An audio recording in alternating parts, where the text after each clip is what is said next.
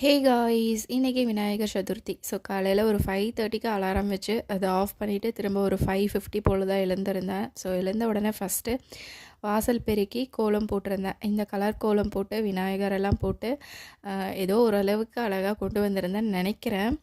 But இது போடுறதுக்கே எனக்கு ஒரு 40 மினிட்ஸ் கிட்ட ஆகிடுச்சு. ஸோ அதெல்லாம் போட்டு முடிச்சுட்டு குளிச்சுட்டு வந்ததுக்கப்புறமா பிரசாதம் செய்ய ஸ்டார்ட் பண்ணிட்டேன். ஸோ இந்த தடவை இலை கொழுக்கட்டை, கார கொழுக்கட்டை ஃபஸ்ட் டைம் பண்ணியிருந்தேன். ஸோ இது கூட சுண்டலும் மசாலா வடையும் தான் ரெடி பண்ணியிருந்தேன். ஸோ இந்த பிரசாதமெல்லாம் செஞ்சு முடித்ததுக்கப்புறமா சாமிக்கு பூவெல்லாம் போட்டு அலங்காரம் பண்ணி ரெடி பண்ணிட்டேன். ஷஷ்வியும் தமிழும் கொஞ்சம் லேட்டாக தான் எழுந்திருந்தாங்க. ஸோ அதுக்கப்புறமா அவங்க குளிச்சு ரெடி ஆகிருந்தாங்க. ஸோ இந்த தடவை நாங்கள் சிலை வாங்கி வச்சு சாமி கும்பிடல. ஜஸ்ட்டு இந்த மஞ்சள் விநாயகர் மட்டும் நான் ரெடி பண்ணியிருந்தேன் சாமி கும்பிட்றதுக்காக. ஸோ இந்த வேலையெல்லாம் முடிச்சதுக்கப்புறமா இலை போட்டு கொஞ்சம் ஃப்ரூட்ஸ்லாம் வச்சுட்டு கூடவே நான் ரெடி பண்ணியிருந்தேன் அந்த பிரசாதம் நைட் ரெடி பண்ணியிருந்தேன் இல்லையா, ரவா லட்டு, அது எல்லாமே வச்சுட்டு அதுக்கப்புறம் விளக்கேற்றி சாமி கும்பிட ஸ்டார்ட் பண்ணிட்டோம்.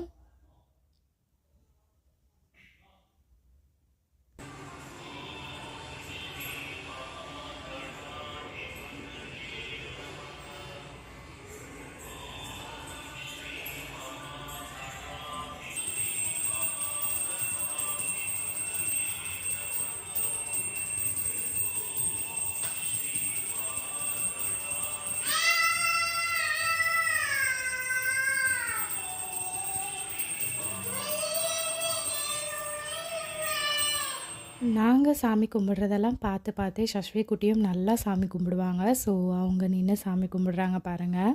ஸோ இந்த வருஷம் விநாயகர் சதுர்த்தி எங்களால் முடிஞ்ச அளவுக்கு நல்லபடியாக கும்பிட்டுருக்கோம். ஸோ சாமி கும்பிட்டு முடித்ததோட பிரேக்ஃபாஸ்ட்டுக்கு காலையில் நான் பிரசாதமாக பண்ணியிருந்தேன் இல்லையா, ஸோ அதெல்லாம் தான் சாப்பிட்ருந்தோம். சாப்பிட்டு முடிச்சதுக்கப்புறமா இந்த ஸ்ட்ரீட்லலாம் வச்சுருப்பாங்க இல்லையா விநாயகர், அவரையும் போய் கும்பிட்டுட்டு வந்துடலாம் அப்படின்னு சொல்லி கிளம்பியிருந்தோம்.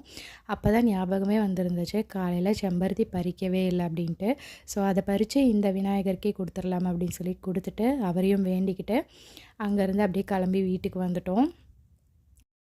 வீட்டுக்கு வந்த உடனே லஞ்சு செய்ய ஸ்டார்ட் பண்ணியாச்சு. ஸோ லஞ்சுக்கு என்னெல்லாம் ரெடி பண்ணியிருந்தோன்னா சாம்பார், கருணக்கிழங்கு வறுவல், சேப்பக்கிழங்கு மசாலா, அப்பளம் இதெல்லாம் தான் ரெடி பண்ணியிருந்தோம். இது கூடவே சாமிக்கு வச்சு படைச்சிருந்தேன் அந்த இலையில் வச்சு படைப்போம் இல்லையா, ஸோ அதில் கொஞ்சம் கொஞ்சம் சுண்டல், வடை, கொழுக்கட்டை இதெல்லாமும் வச்சு சாப்பிட்டுட்டு கொஞ்சம் நேரம் படுத்து ரெஸ்ட் எடுத்துகிட்டு ஈவினிங் பூஜையையும் நான் ஸ்டார்ட் பண்ணிட்டேன். சஷ்வி தூங்கிட்டு தான் இருந்தாங்க. ஸோ மணி அடித்து சாமி கும்பிடாமல் ஜஸ்ட்டு இந்த மாதிரி கற்பூர ஆரத்தி மட்டும் காமிச்சு சாமி கும்பிட்ருந்தேன்.